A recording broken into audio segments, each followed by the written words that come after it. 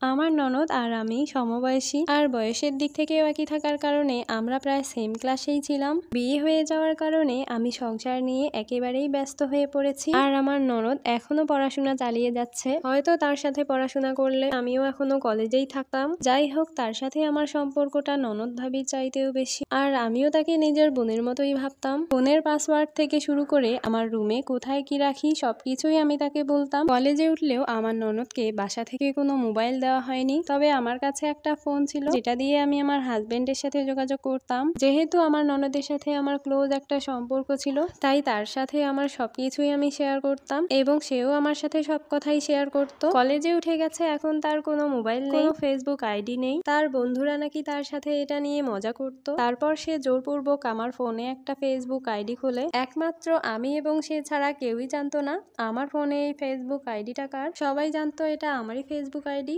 সত্যিকার অর্থে আইডিটির নাম ছিল রিয়া।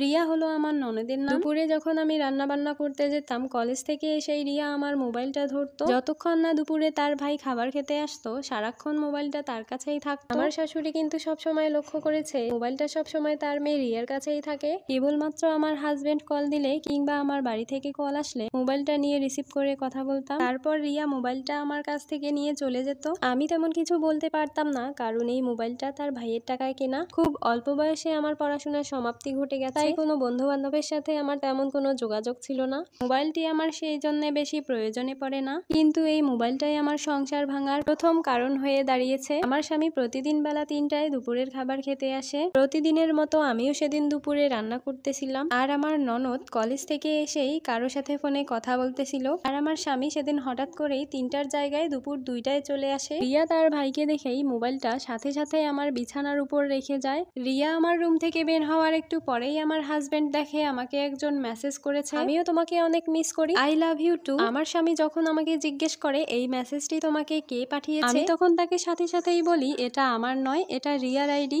রিয়া তখন তার ভাইকে সাথে সাথেই জানায় এই আইডি সম্পর্কে সে কিছুই জানে না। সে সাধারণত আমার মোবাইল দিয়ে শুধুমাত্র গেমই খেলে, এর বাইরে সে কিছুই করে না। আমার শাশুড়িও সবকিছু জানার পরেও আমার পক্ষ হয়ে কোনো কথাই বলেনি। তারপর আমার স্বামী সিদ্ধান্ত নিল এই ছেলেটি মেসেজ পাঠিয়েছে, সে তার সাথেই কথা বলবে। ছেলেটা জানায় যে এই ফেসবুক আইডির মালিক আমি তাকেই মেসেজটা দিয়েছি। আমি কোনোভাবেই আমার স্বামীকে এবং বাড়ির কাউকে বিশ্বাস করাতে পারিনি। এইদিকে রিয়া তার বয়ফ্রেন্ডকে বলেছে কোনোভাবেই যেন সে রিয়ার নাম প্রকাশ না করে এবং সব দোষ যেন এসে আমার ঘাড়েই পড়ে।